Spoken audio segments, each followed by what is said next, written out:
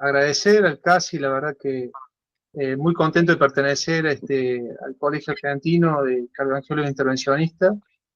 Sé que un poco es disruptiva mi función en el sentido de que un hemodinamista haciendo imágenes, pero así es, circunstancias de la vida hicieron que me dedicara a esto también. Y la verdad que me ha sido muy provechoso y estoy muy agradecido. La temática es resonancia magnética y tomografía computada en patologías de la aorta. También figuraba en el título radiografía de tórax, que lo voy a mencionar al último, pero me pareció que hoy está tan relegada que no vale la pena ni el título siquiera. Así que la voy a mencionar al final. Básicamente tenemos que saber, no voy a entrar mucho en detalle de la teoría de la enfermedad de la aorta, pero sí mencionarla.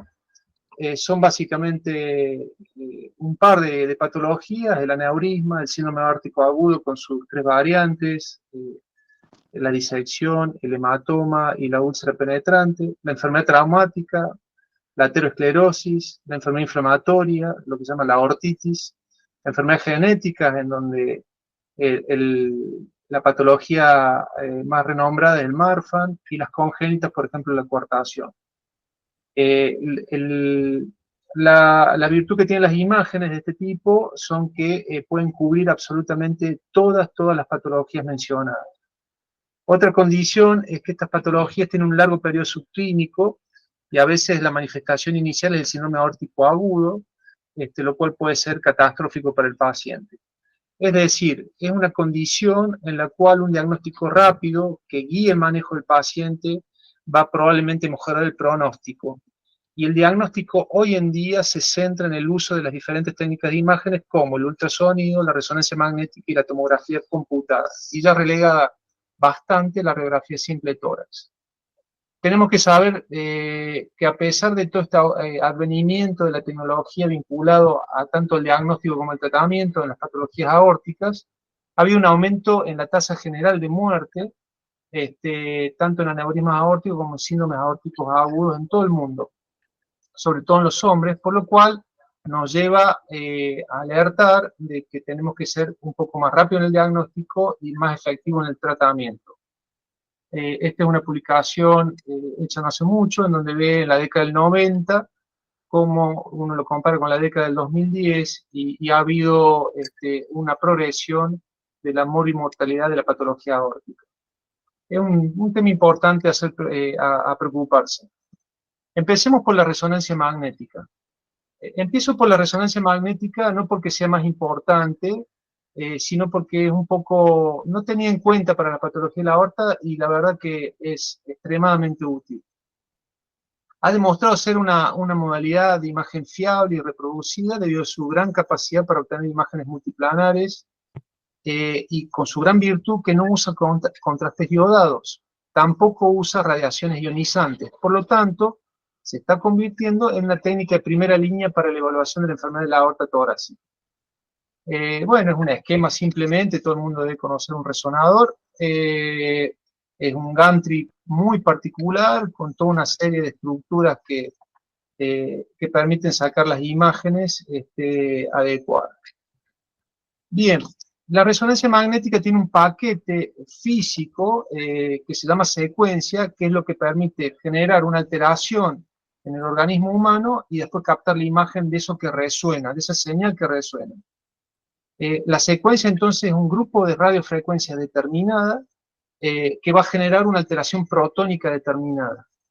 Y después se captura la imagen y se transforma y se ve, son las imágenes que vamos a ver a continuación. ¿Qué se usa para patologías de la aorta? Se usa para patologías de la aorta secuencias de cine, por ejemplo, que se llama estado de precesión libre, la sigla es SSFP-Cine. Es un excelente contraste entre la sangre y el tejido circundante, tiene tiempos cortos de adquisición y descarta rápidamente lo que es disección aórtica y es muy útil en todo lo que es pacientes incapaces de contener respiración o el otro aspecto del síndrome aórtico agudo. Otra virtud que tiene esta secuencia es que muestra el flujo turbulento. necesario para evaluar alteraciones de la aorta en distintas patologías. Si usted le preguntan a un físico que le detalle cómo es la secuencia físicamente, van a ver esto acá. Esto escapa a la presentación esta, pero así se expresa gráficamente este tipo de secuencia. Y así se la ve. Ustedes van a ver a la izquierda de la pantalla una aorta, la aorta torácica, el bastón clásico, y este colgajo que es la disección. Este es un modo de cine. A esto le tienen que agregar movimiento. Acá ven lo mismo, pero ven cómo refluye la válvula aórtica en el contexto de un aneurisma. Otras secuencias que se utilizan son de sangre negra, que pueden ser tanto el T1 como el T2, pero para la cardiología, que es el movimiento cardíaco genera mucho artefacto, ha sido adaptada, y es lo que van a ver en las publicaciones como weighted o ponderadas, es el T1, T2 en spin echo y turbo en spin echo. Básicamente lo que sirve son secuencias para ver muy bien el hematoma, el colgajo de la íntima y el ateroma en el caso del T1, y en el caso del T2, la inflamación. Si le piden a un físico que se las grafique, van a ver esto. Escapa la presentación, pero aquí está la gráfica. Y así se ve un T1 y así se ve un T2. Básicamente, en un T1 sangre negra, la sangre se pone negra, la grasa brilla, es hiperintensa, es hipointensa la sangre, y todo lo que sea estructura tisular, forme, carne le llamamos nosotros, se va a ver de un gris claro, que es, por ejemplo, acá vemos un colgajo. Acá vemos también, por ejemplo, un colgajo de una disección, y vemos a los alrededores esto que es grasa, que puede con algún otro método confundir con un hematoma. Pero como brilla en esta secuencia, vamos a ver que es grasa. Es prácticamente un juego de colores que uno tiene que saber en cada secuencia qué es lo que resalta, qué es lo que es hiperseñal, hiperintenso, y qué es lo que no resalta y que se anula. Al contrario, en un T2 que resalta el edema, marca mucho la carga protónica de hidrógeno, el agua. Ustedes van a ver acá, en el caso de una aortitis, cómo realzan un anillo completo en el T2 sangre negra, o también se puede hacer un T2 en sangre brillante, y acá vemos un anillo completo con hiperseñal, eso es edema. Otra secuencia que se puede aplicar es lo que se llama mapeo de flujo, que es como un Doppler, pero aplicado a la resonancia magnética.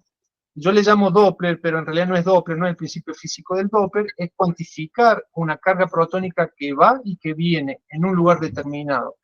Básicamente permite analizar velocidades, dirección de flujo, curvas de flujo, velocidad en tiempo, etc. Es muy, muy útil. Tiene la secuencia original que se llama Velocity Encoding, o codificación de las velocidades, ha sufrido una modificación y ahora se llama 4D Flow, la van a encontrar, y ya les muestro la diferencia.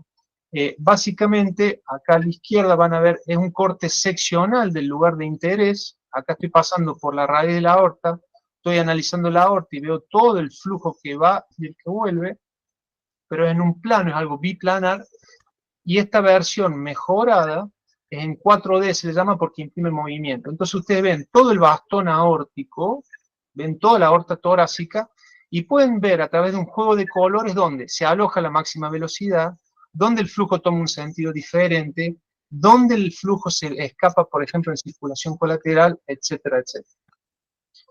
Bien, también tenemos la angiografía, pero sin contraste. Se evita el uso del contraste, el gadolinio básicamente, y tiene la ventaja de que da una muy buena señal ruido y contraste ruido. La única desventaja es que cuando hay una velocidad muy aumentada o un artefacto metálico por una prótesis endovascular, esa zona hace mucha señal de vacío y no se ve. Pero para una persona que no puede ser utilizado el contraste, el quelante del gadolinio, por el motivo que fuere, uno tiene este tipo de imágenes que son muy útiles. Perdón. Y viene la angiografía con contraste. Uno le inyecta el gadolinio, es un T1 ponderado, con gradiente eco en 3D, y ve todo lo que es la aorta endoluminal. Y ve, por ejemplo, las protrusiones que puede tener, etc. Muy útil en la úlcera penetrante, en la disección, en la coartación, en los aneurismas y en las fístulas. Tiene una ventaja, que hoy en día se pueden hacer reconstrucciones multiplanares, ustedes la habrán visto seguramente con la tomografía, pero también se pueden hacer con la resonancia magnética cuando uno hace angiografía con contraste. Estira la aorta y hace todas las mediciones necesarias para un TEVAR, por ejemplo. Tiene la desventaja de que los dispositivos metálicos anulan la señal en ese lugar, y eso puede generar un inconveniente, por ejemplo, para revisar un stent. Otra de las secuencias que se pueden aplicar es el realce tardío con gadolinium, que tiene un objetivo que es crear imágenes con alto contraste entre el tejido anormal con el realce y el normal. El realce tardío con gadolinium, uno lo va a ver normalmente en las zonas infartadas, así nace o así se presenta en la cardiología, pero hoy ya se está usando para varias cosas, como por ejemplo acá en la aorta. Este es una aorta torácica abdominal que se ha dilatado mucho, está neurismática, pero su pared tiene realce con gadolinium. Seguramente este fragmento de la pared está muy inflamado. Se verá después si es una aortitis que se ha complicado con un aneurisma o un aneurisma clásico de una aterosclerosis.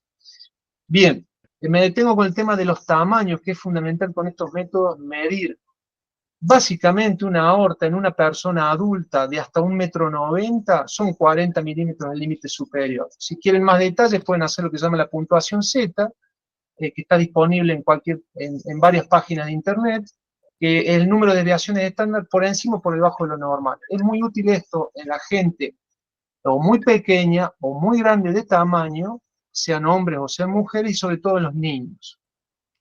Básicamente, también hay que saber que es normal que la aorta vaya creciendo con el paso del tiempo, unos 0,9 milímetros cada 10 años en los hombres y 0,7 cada 10 años en las mujeres, pero nunca exceder los 21 milímetros por metro cuadrado. Eso se considera anormal.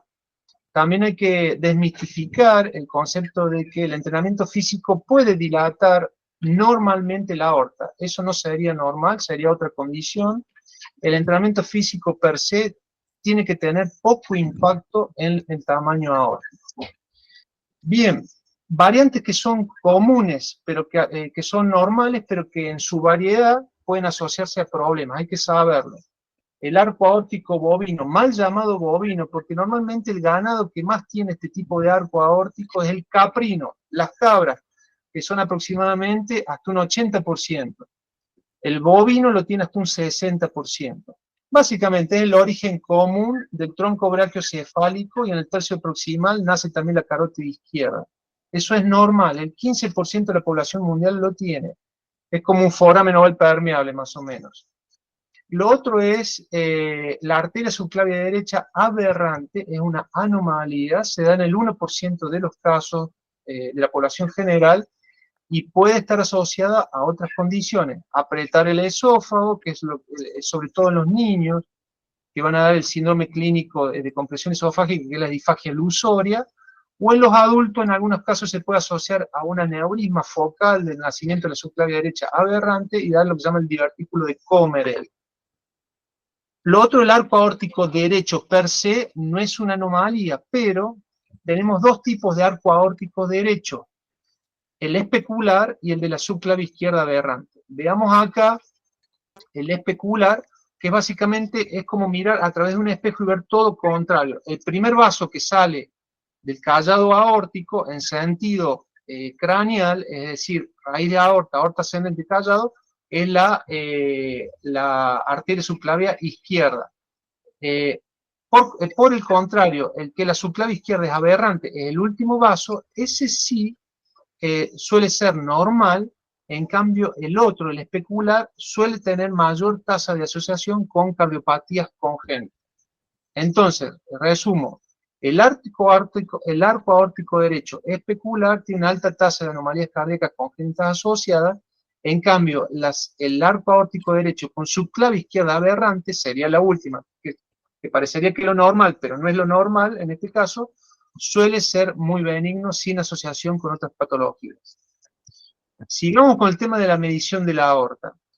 Ya está estandarizado cuáles son los lugares para medir la aorta. Y esto es muy útil para hacer seguimiento de un paciente y estudios científicos.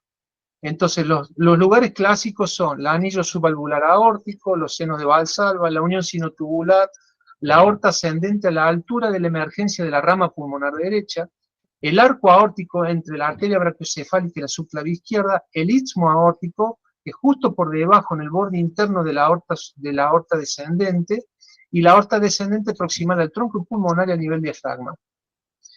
El postprocesamiento, hoy en día los software de postprocesamiento permiten todo, si se hace una angiografía, hacer MIP, MPR y volumen renderizado, y recalco el tema de tratar de medir la aorta siempre en el mismo lugar que se la viene midiendo, de esa forma vamos a tener un control evolutivo mucho más preciso. Otro pequeño concepto de normalidad es la raíz aórtica, es asimétrica, por lo tanto, uno tiene que empezar a pensar en un aneurisma de un seno coronario cuando el diámetro el diámetro menor excede el diámetro mayor unos 5 milímetros.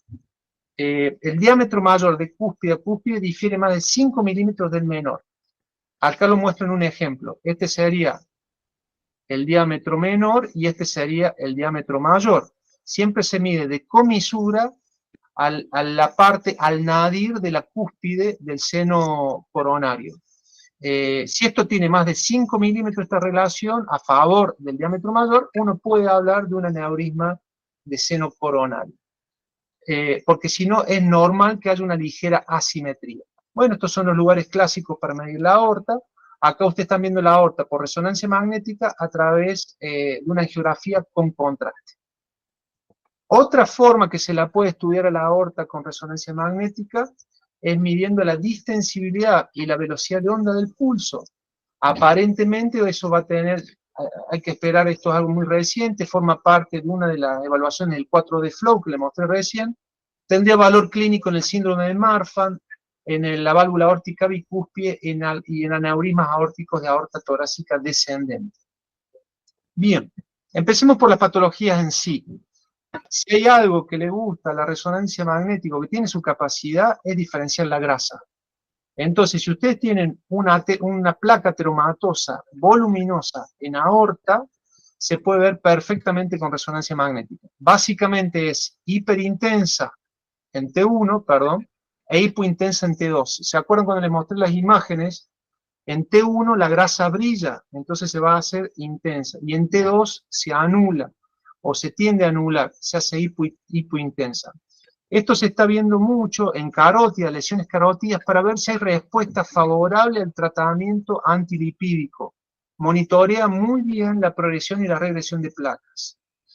Al punto tal que ya se han empezado a introducir otras secuencias, por ejemplo, la hipercaptación de quelato de gadolínio o el mapeo T2, para ver en placas voluminosas si hay una respuesta favorable al tratamiento. En breve vamos a tener noticia de esto y va a ser una de las formas de monitorizar a la ateromatosis. Aneurismas. Bueno, todos saben, las causas son muchísimas. Básicamente, la cifra que tenemos de tener, cuando un aneurisma nos tiene que llamar la atención y a partir del cual tenemos ya que pensar en un tratamiento, básicamente, la regla del 50 y 40. 50 milímetros para la aorta ascendente y 40 para la descendente. O en los pediátricos, más de 2 desvíos estándar del Z-score. Vean, yo lo que veo es una dilatación aneurismática, es decir, más del 50% del tamaño normal del vaso, según los americanos, la Sociedad de Cirugía Vascular, pero se ve claramente la distensión, la dilatación, en este caso por hipertensión, en este caso asociado a una válvula aórtica bicúspide, en esto postraumática. Todo hecho por resonancia magnética. Tiene otra ventaja estos métodos, que al ser tomográficos, es decir, al ver el contexto global, axial, completo de la aorta, dependiendo del caso de la resonancia del corte que hagamos, puede ver otras estructuras. Por ejemplo, la válvula aórtica, muy asociada a una disección aórtica tipo B, no solamente que la puede ver, sino que la puede evaluar funcionalmente, y se puede ver con un protocolo especial a la arteria de Adamkiewicz, que es una arteria muy vinculada a una paraparesia en caso de hacer un TEVAR muy extenso y otras condiciones que pueda dar una trombosis o una exclusión de la arteria. Se la puede ver por resonancia magnética. Véanla acá en una fase temprana con gadolinio, en una fase tardía, y esta a través de un cateterismo dirigido. Entonces, en aneurisma es muy importante el tamaño. Hay que buscar el método que mejor evalúe el tamaño. La resonancia claramente, si bien no es el mejor, pero es excelente, es tan bueno como la tomografía. Y tenemos que tener en mente los 55 milímetros. Por supuesto que esos 55 milímetros será un umbral más bajo en las elastopatías, por ejemplo el Marfan, el Lloyd Dietz, el Ehlers-Danlos, etc. 45 milímetros, y en la válvula aórtica bicúspide los 50 milímetros. Hay que saber que en la aorta descendente los aneurismas crecen un poco más rápido, en los disecados también. Y bueno, que hoy en día se está hablando de los 2.75 centímetros por metro cuadrado de superficie, a partir de la cual uno tendría que en la aorta torácica hacer algún tipo de intervención. Vamos a los síndromes aórticos agudos. Disección, que es la más frecuente de los síndromes aórticos agudos. Ustedes ya saben, es la laceración de la íntima y la capa interna de la media aórtica, que permite que la sangre fluya a través de una falsa luz en el tercio exterior de la media. En definitiva, se arma un colgajo de íntima, colgajo, flap, lamela, llámenlo como quieran, y hay un doble lumen, por el cual pasa la sangre en ese falso lumen y lo va presurizando. Y ahí vienen los riesgos de complicaciones. La resonancia tiene la capacidad de ver todas las condiciones necesarias para diagnosticar y para planificar un tratamiento de disección. Pero tiene una gran limitante, la disponibilidad. Ese tubo largo da claustrofobia y requiere mínimamente 45 minutos un buen estudio de resonancia de aorta torácica. Entonces, en una condición de emergencia, por ahí puede ser insuficiente. Veamos a la resonancia magnética en sus distintas secuencias en una disección aórtica.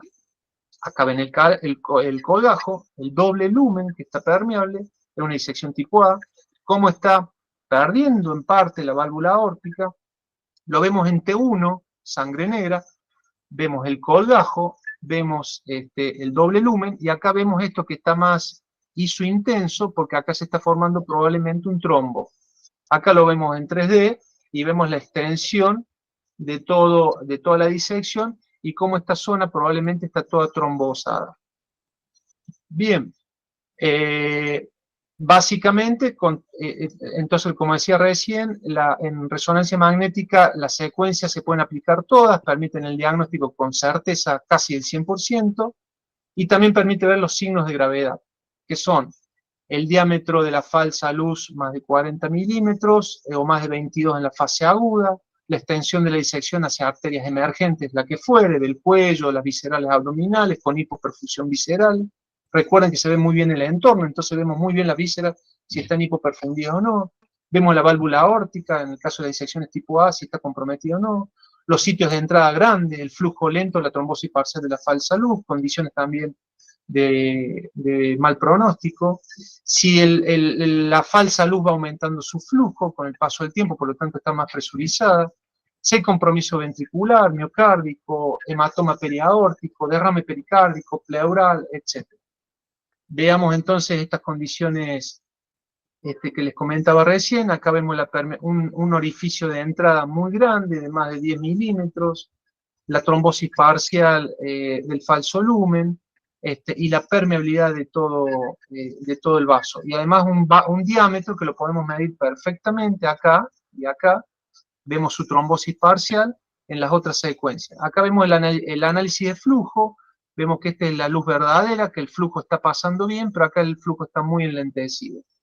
Y bueno, otro tipo de acompañada de un pseudoaneurisma.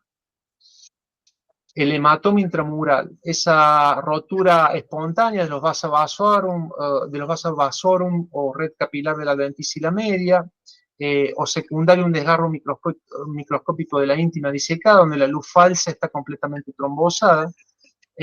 Básicamente el hematoma intramural se asocia a personas añosas, hipertensas, y preferentemente afecta la aorta descendente. La resonancia magnética es un método excelente para diagnosticar un hematoma, porque le encanta la resonancia magnética determinar el agua. Y la sangre es en esencia agua. Y tiene una propiedad que su hemoglobina tiene hierro, que es paramagnético, y va haciendo un cambio con el paso del tiempo de la oxihemoglobina a la methemoglobina. Y eso también se ve. Hasta podemos precisar de cuándo data ese hematoma. Entonces, básicamente lo que voy a ver es un engrosamiento, acá lo ven, que brilla en T1 y fundamentalmente en T2. Es un engrosamiento semilunar, edematoso por el T2 y hiperintenso en T1 por la methemoglobina.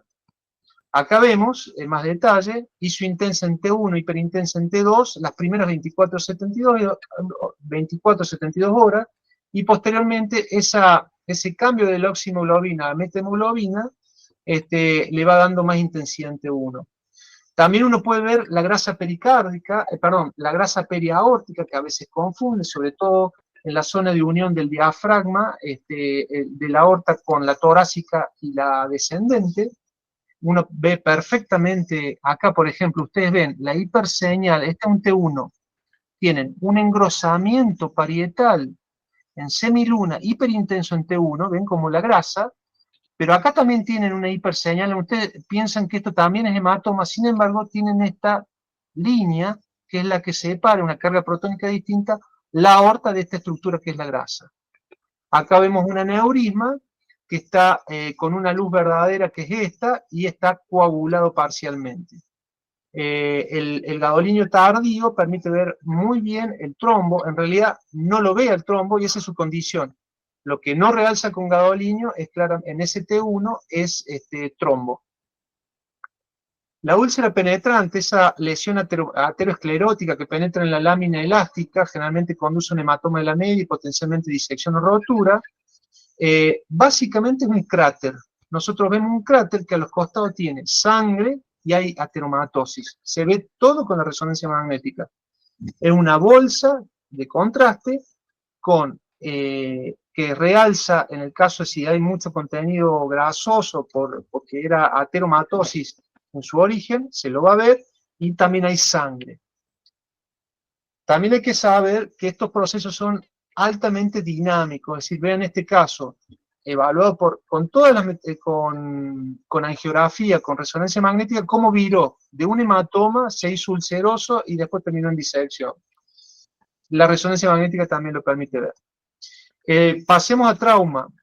Ustedes saben que el trauma, en más del 90% de los casos, la aorta torácica se compromete en el istmo aórtico, que es esa zona por debajo de la aorta torácica descendente, su tramo proximal, por debajo de la subclave izquierda y a nivel del borde interno.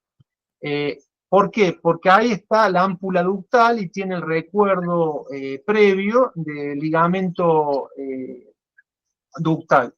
Entonces esa zona es más traccionable y se cree que está un poco más blanda, entonces un trauma cerrado la puede lacerar. Básicamente lo que sucede en un trauma cerrado en la aorta es una rotura completa o parcial. Entonces hay desde una pequeña laceración hasta un pseudoneurisma o hasta la rotura completa, que uno no lo va a ver, lo ve post-mortem. La resonancia ve absolutamente todas sus condiciones.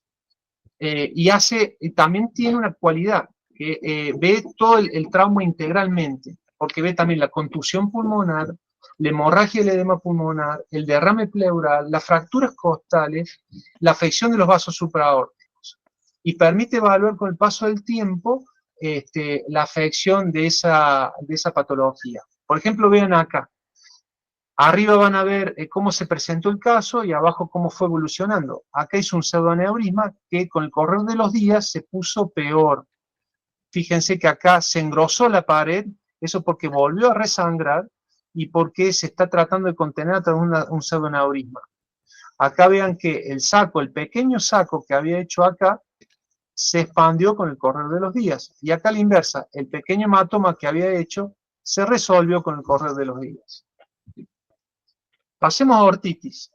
La inflamación de la aorta, básicamente, hay varias formas de clasificarla, una de ellas es inespecífica y específica. Las inespecíficas son todas las vinculadas a las enfermedades del colágeno, etc. Desde Takayasu, células gigantes, Kawasaki, condilitis anquilopoyética, IgG4, son más comunes en los países asiáticos, pero acá también se ven, y de las específicas son las vinculadas a las bacterianas, por ejemplo, la sífilis. Per se, la aortitis no genera, genera problemas, pero es en su estadio evolutivo. ¿Cuáles son los dos problemas que generan? La estenosis de la aorta o los aneurismas. Se puede ver perfectamente por resonancia magnética. Veamos acá, por ejemplo, en T1, cómo es un engrosamiento circular completo, es un anillo, que es carnoso, ¿lo ven? Es hizo intenso, distinto de la grasa, que se ve, por ejemplo, acá a los alrededores. Ustedes sepan que todo lo que es la silueta cardíaca está toda acompañada de grasa, en algunos más y en otros menos, y con esto lo podemos diferenciar bien. En el T2 aumenta la señal, vean cómo los tejidos más secos son más hipointensos, por ejemplo el músculo, y con gadolinio tardío realza, típico de la aortitis. Pero no solamente eso, sino que hoy en día existen software que permiten ensamblar, machear con otros estudios de imágenes. Por ejemplo, el PET. La fluorodesoxiglucosa pega muy bien, marca muy bien los procesos inflamatorios y tumorales. Vean cómo este paciente con una aortitis del segmento proximal del callado aórtico, acá lo veo en el engrosamiento, un engrosamiento carnoso, piso intenso en T1, señala también o remarca, perdón, acá la aorta en FDG, y después con el tratamiento adecuado mejora. Y acá también mejora. Permite un muy buen seguimiento. Acople entonces de resonancia y PET. La coartación de aorta, bueno, también básicamente es una estenosis. Parcial, semiparcial, completa, lo que fuere. Con toda una repercusión hemodinámica. Mientras más estenótico es, más repercusión tiene, más se va a manifestar tempranamente en la vida de una persona.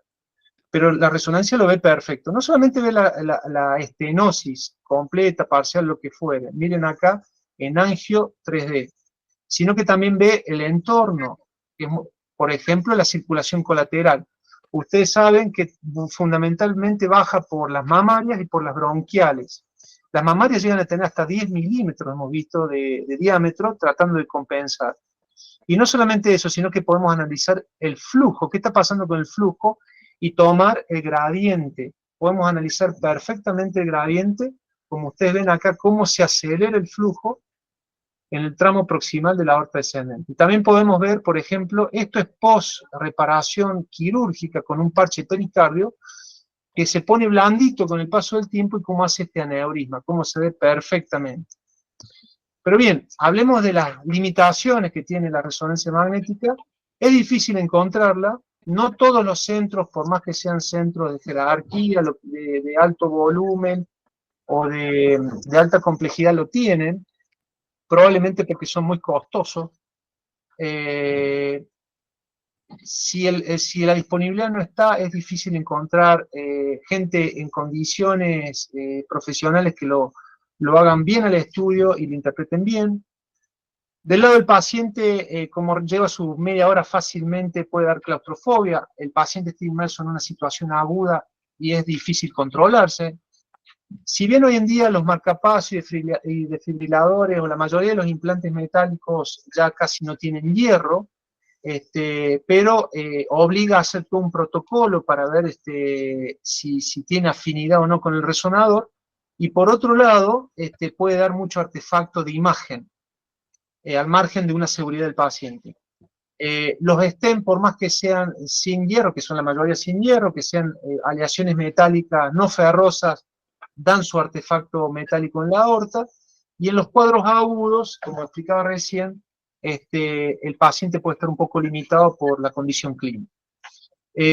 Recuerden, el gadolinio no da insuficiencia renal, pero el paciente que tiene un Cleveland de creatinina, tiene insuficiencia renal avanzada, un estadio 4 o superior, un Cleveland de creatinina por debajo de los 30 mililitros por minuto, se puede asociar a un problema dérmico cutáneo, que es la fibrosis nefrogénica.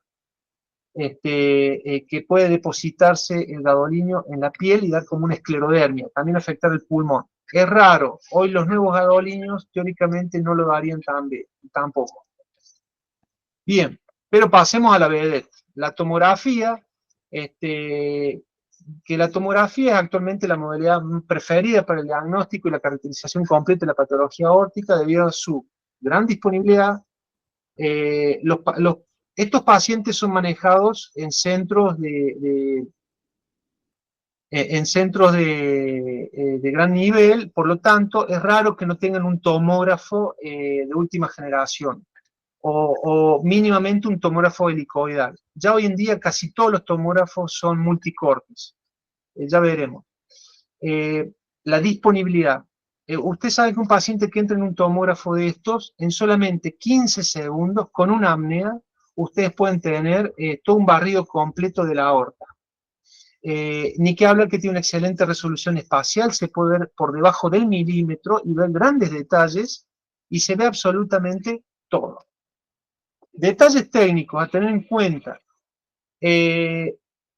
La aorta por tomografía lleva contraste. Es muy difícil ver una aorta en todas sus condiciones sin contraste. El contraste del yodo, por supuesto. Con respecto a los no yodados, como sería el dióxido de carbono para aorta torácica, no puede ser utilizado por el riesgo de embolia. Por un lado, el contraste yodado. Por otro lado, ustedes tienen que hacer grandes coberturas para lograr ver bien la aorta y sus vasos emergentes. Y por otro lado, el gatillado electrocardiográfico. Ustedes saben que el corazón, adherido al pericardio, tiene un movimiento sincrónico que arrastra la aorta hasta los recesos que van más o menos a la altura de las arterias pulmonares.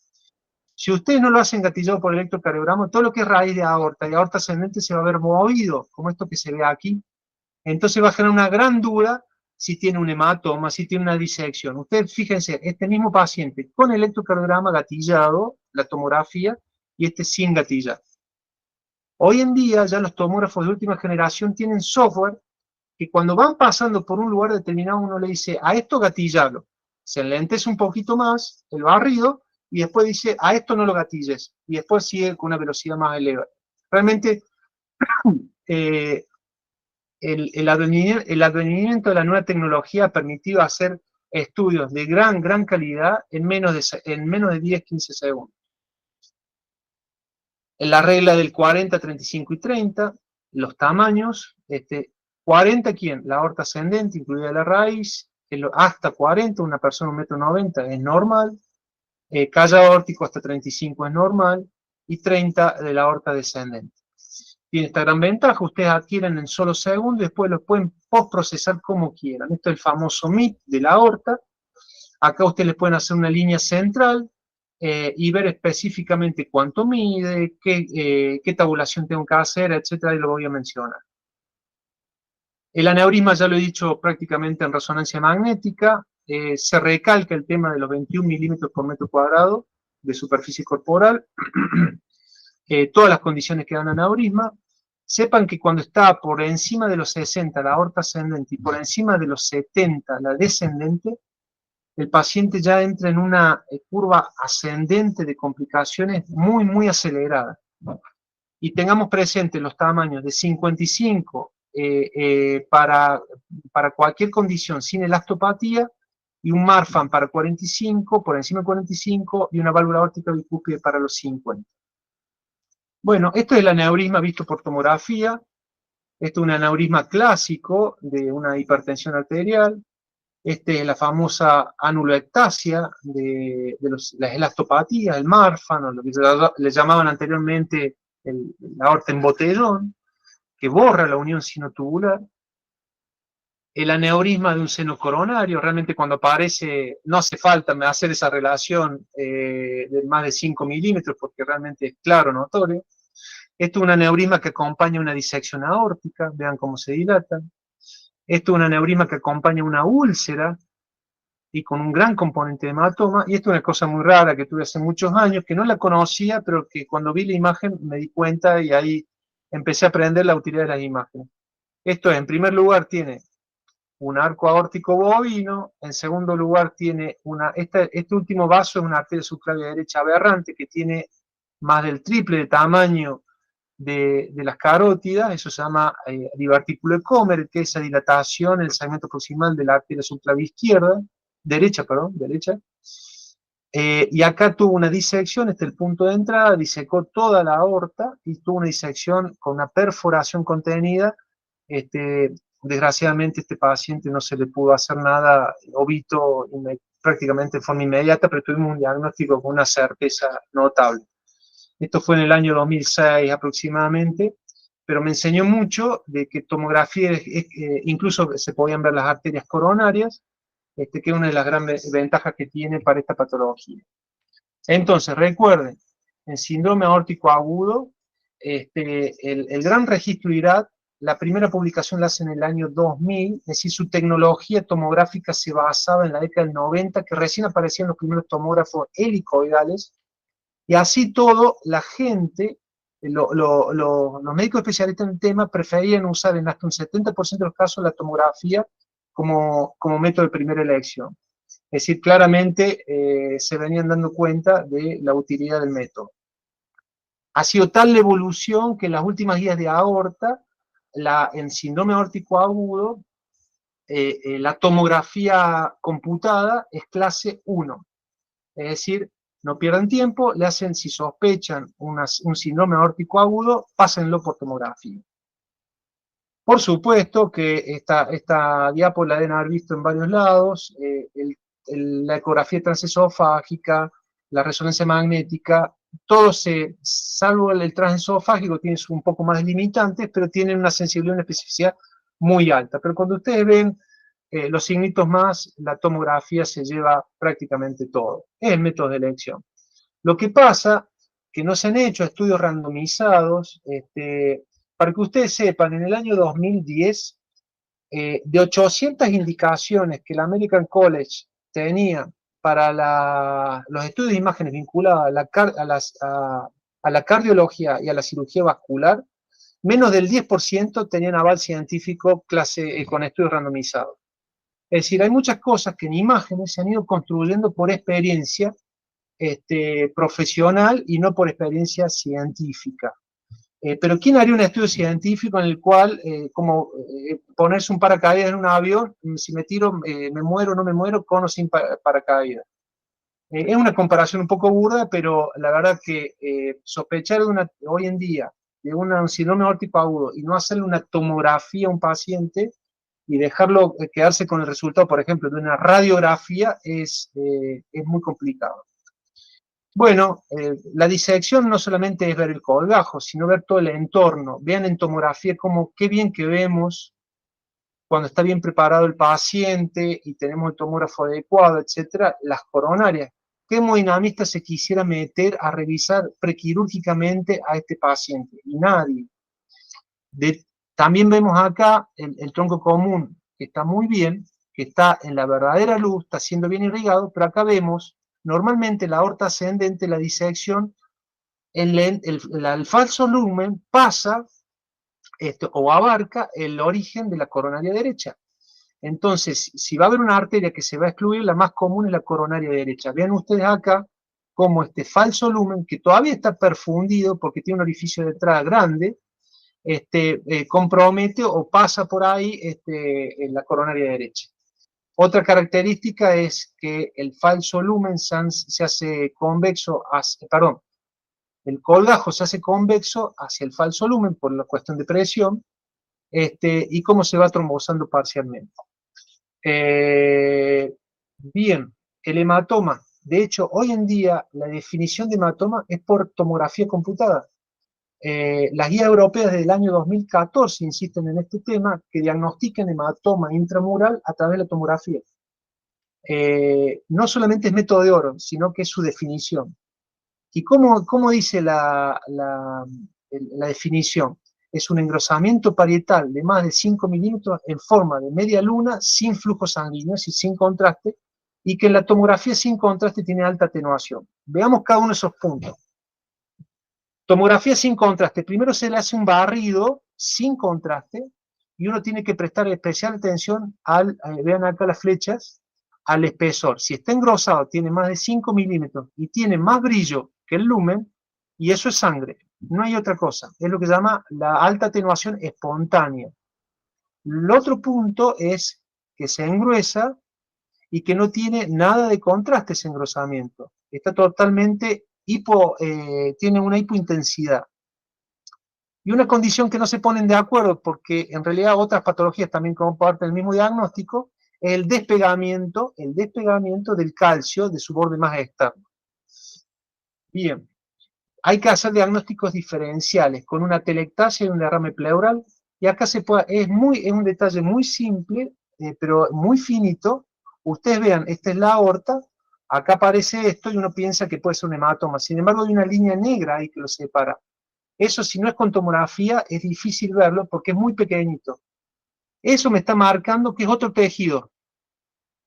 Esta línea negra, hipointensa, me está marcando que es algo distinto, hay algo que está separando, que es la pared aórtica. Por lo tanto, lo que estamos viendo es atelectasia. Lo mismo pasa con el derrame pleural, que acá está esta línea negra.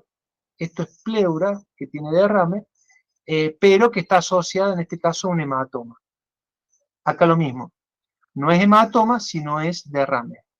Acá lo mismo. Y en este caso tiene asociado la telectasia. Ven que la telectasia se brilla con yodo y hace estos broncogramas aéreos. Entonces yo acá no estoy viendo un hematoma intramural, sino que estoy viendo un derrame pleural y una telectasia pulmonar. Bien, la úlcera penetrante ya la dijimos recién. Es lo mismo, es una ulceración sacular. Miren qué bien se ve. Con un poquito de yodo y con grasa en los costados. En el caso de un trauma cerrado, es un método fantástico si el paciente llega con vida, porque permite ver los 4 grados que pretende ver la Sociedad de Cirugía Vascular Norteamericana, que es el grado 1, un pequeño colgajo, el grado 2, el hematoma, el grado 3, el pseudoaneurisma, y el grado 4, que es la ruptura completa, y esos pacientes mueren en el sitio del accidente. Pero también se puede ver la complicación, hay veces, tiene una particularidad, aparecen como un aneurisma a largo plazo calcificado. ¿Lo ven ahí? Bien, también se puede fusionar en el caso de la aortitis, tiene una particularidad la tomografía que da el signo de doble anillo. Si se fijan acá, si se fijan acá, tiene una lámina de yodo, está el lumen de la aorta, está el engrosamiento de la pared, y por dentro tiene una lámina. Eso se le llama de yodo. Eso se le llama el doble anillo. Es típico de una aortitis. Las aortitis pueden curar con el paso del tiempo o evolucionar a una calcificación y estrechar, como acá. Como acá, miren que bien se ve el nacimiento de la coronaria derecha. Piensen mucho en esto, en mujeres jóvenes que taponan los ostium, la famosa la enfermedad aorto-ostial de las arterias coronarias en mujeres jóvenes puede ser una aortitis. Y también, lo que decía al comienzo, la fusión de la imagen entre tomografía y PET. También se puede lograr. Entonces, acá le está marcando el PET que todo ese proceso está inflamado. Bueno, esta diapositiva en realidad tendría que estar hablando 2 horas más. Otra de las grandes utilidades de la tomografía es que al hemodinamista le encanta el ATAC porque permite planificar el TEBAR enormemente. De hecho, no hay TEBAR si no hay tomografía. Eso es prácticamente una ley. Permite medir, ver dónde nos vamos a extender, qué vamos a hacer con la subclavia, a dónde va a ser la zona de anclaje, etcétera, etcétera. Realmente esto es para una clase entera. Termino con la radiografía de tórax. En las últimas, la menciono porque está mencionada en las últimas guías de aorta, las norteamericanas, del año 2022. Son 6 signos que uno tiene que buscar. La sensibilidad es baja de eso, pueden estar presentes y uno se orienta a pensarlo, pero pueden que no esté y tenga el paciente alguna condición aórtica patológica. Por supuesto que estos 6 signos son vinculados prácticamente a la disección aórtica, porque el resto no se ve nada. No vamos a ver la aterosclerosis, no vamos a ver la aortitis, la úlcera penetrante, el hematoma, ni qué hablar, etc. Así que está vinculado más que todo a una disección. Y son estos, el ensanchamiento mediastínico, la alteración del contorno normal del botón aórtico, el signo de la separación del calcio, más de 5 milímetros, la apariencia de doble densidad dentro de la aorta, la desviación de la tráquea hacia la derecha y la desviación de la sonda nasogástrica hacia la derecha. Acá se lo muestro. Recuerden que para decir que la radiografía simple de tórax está bien hecha, tienen que tratar de ver la cámara gástrica, las clavículas lo más horizontal posible, lo más expirado, lo más insuflado del pulmón posible, y acá vemos este mediastino ensanchado, el primer signo. Acá vemos cómo se altera el contorno normal del botón aórtico. Acá vemos cómo se separa el calcio de su pared más externa de esta silueta. Acá vemos, en esta misma imagen, cómo se desplazó un poco a la derecha, acá más marcado, la tráquea. Y me está faltando la desviación de la zona nasogástrica, que no lo conseguí. En conclusiones, las imágenes son parte esencial de la evaluación de los pacientes con riesgo y sospecho de patologías aórticas. Esencial. Avances tecnológicos de tomografía y resonancia han contribuido a comprender la fisiopatología y la historia natural de enfermedades de la aorta torácica y han tenido un tremendo impacto en la atención clínica de estos pacientes. A medida que la tecnología avance, estamos convencidos, los que nos dedicamos a esto, que el manejo de los pacientes va a ser más seguro, eficiente y con mejor costo-efectividad. Bueno, gracias por su atención.